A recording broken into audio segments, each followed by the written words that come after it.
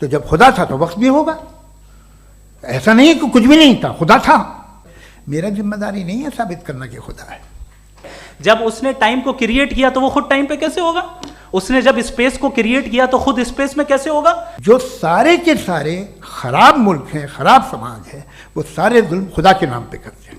UN की report के मुताबिक, मैं अपने घर से नहीं लेके आ रहा, कि जो वर्किंग वुमेन है यूरोपियन कंट्रीज में, उसमें 81% वुमेन सेक्सुअल हैरेसमेंट का वर्क में शुमार हो रही है। ये मिडिल ईस्ट में नहीं हो रहा है, वो मजहबी लोग हैं इसलिए नहीं हो रहा है। पहले तो मैं आपसे अर्ज करूं कि आपने कहा कि जब कायनात ही नहीं थी तो वक्त भी नहीं था, कुछ भी नहीं था। कैसे नहीं था? खुदा था। एक एग्जिस्टेंस तो था ना खुदा का। तो जब खुदा था तो वक्त भी होगा। ऐसा नहीं कि कुछ भी नहीं था, खुदा था। अच्छा, बाकी है कि आपने कहा साहब आप साबित कीजिए, आपके पास भी लॉजिक है, मेरे पास भी लॉजिक है। आप मेरा जिम्मेदारी नहीं है साबित करना कि खुदा है। बर्टन रसल ने बड़ी अच्छी बात कही। बर्टन रसल ने बड़ी अच्छी बात कही। मैं आपसे अगर ये दावा करूं कि एक चाय की केतली मरीख के चारों तरफ घूम रही है, मार्स के चारों तरफ, तो यह आपका काम नहीं है कि आप साबित करें कि कोई चाय की केतली नहीं है। ये मेरा काम है, मैंने दावा किया है। ये दावा तो मजहबी लोग करते हैं कि खुदा है। मैं क्यों साबित करूं कि नहीं है? जब तक आप मुझे कन्विंस नहीं कर देंगे मैं नहीं मानूंगा। आपकी जिम्मेदारी है, मेरी जिम्मेदारी नहीं है। दोयम ये कि ये जो आप कह रहे हैं, जो गैप्स हैं, ये गैप जब जब किसी मजहब को चैलेंज करते हैं, जब ऐसा कोई बात आती है तो हंगामा हो जाता है कि जब वो चैलेंज करें किसी फेथ को। ये तमाम साइंस जो है इसे मुख्तलिफ जगहों पे मुख्तलिफ वक्तों में मजहब ने रोकने की कोशिश की है। ये किताब है religion and science, Burton Russell की, पढ़िएगा, अच्छी लगेगी आपको। तारीख ही है साइंस, मजहब की साइंस से उसका यही रिश्ता है। अच्छा, अब ये हम सोचें कि बहरहाल ये वजूद जो है मजहब और ये बिलीव इन गॉड इंसान को बेहतर बना देता है। तो एक काम कीजिए, हिंदुस्तान वर्ल्ड का नक्शा लीजिए और मार्क कीजिए कि रिलीजन कहाँ कहाँ ज़्यादा है, कहाँ कहाँ, चाहे वो लैटिन अमेरिका हो या मिडल ईस्ट हो या फार ईस्ट हो या हिंदुस्तान के वो इलाके जहाँ मजहबियत ज़्यादा है। रख दीजिए नक्शा अलग। अब दूसरा नक्शा कि कहाँ कहाँ नाइंसाफ़ी, रिप्रेशन, औरतों के हुकूक की पामाली, जुल्म, डिक्टेटरशिप कहाँ है, नक्शा एक ही होगा।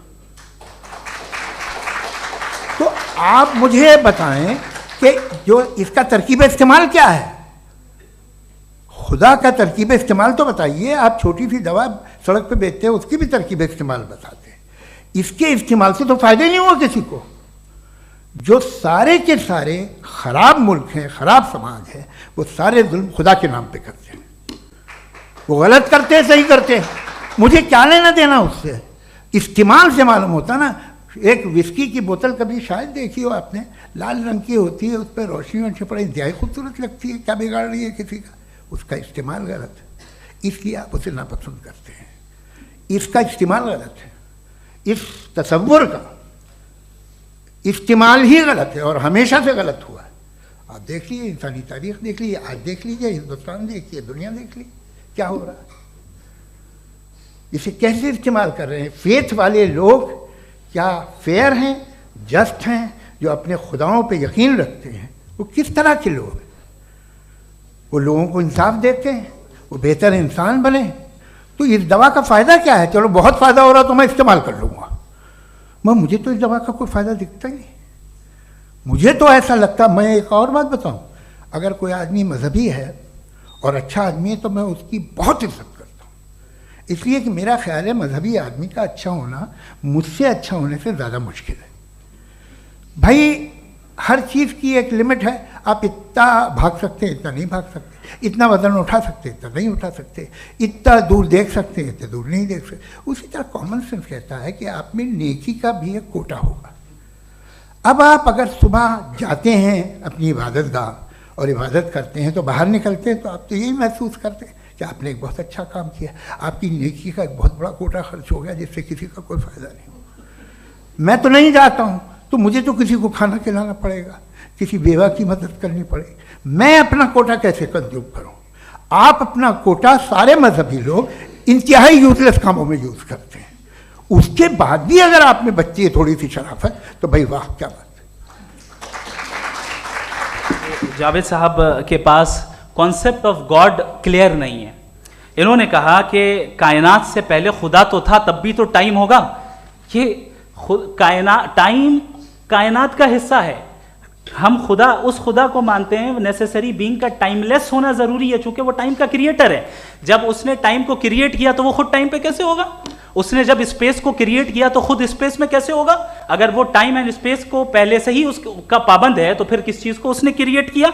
लिहाजा ये सवाल गलत है कि खुदा था तो टाइम होगा। बिल्कुल नहीं, टाइम के पाबंद हम है, खुदा नहीं है। हम फिजिकल वर्ल्ड से ताल्लुक रखते हैं, वो मेटाफिजिकल रियलिटी है।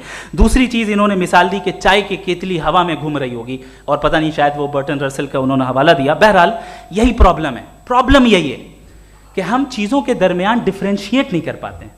ये जो आपने मिसाल दी ये इमेजिनेशन है, और मैं जो साबित कर रहा हूं वो लॉजिकल नेसेसिटी है।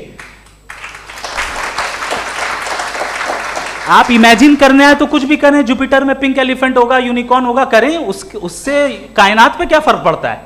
उससे आप लॉजिकल नेसेसिटी साबित नहीं कर सकते। मैं तो उस प्राइम कॉज की बात कर रहा हूं, उस नेसेसरी बीइंग की बात कर रहा हूं जिसके बगैर इस कायनात का एग्जिस्टेंस मुमकिन नहीं है। दूसरी चीज, मजहब को साइंस चैलेंज करती है वगैरह वगैरह, ये हमारा टॉपिक ही नहीं है।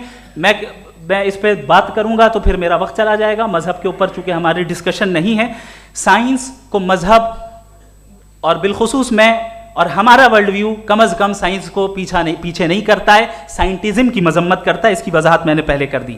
दूसरी चीज इन्होंने कहा वर्ल्ड का नक्शा लीजिए, वर्ल्ड मैप लीजिए, दो अलग अलग जगह की। हजरत मैंने ये होमवर्क किया था, और मैंने मिडिल ईस्ट का एक नक्शा लिया और यूरोप का एक नक्शा लिया। ये मजहबी इलाका और ये लिबरल और एथीस्ट इलाका। मुझे पता चला कि सबसे ज्यादा रेप केसेस जो हैं वहां पर है।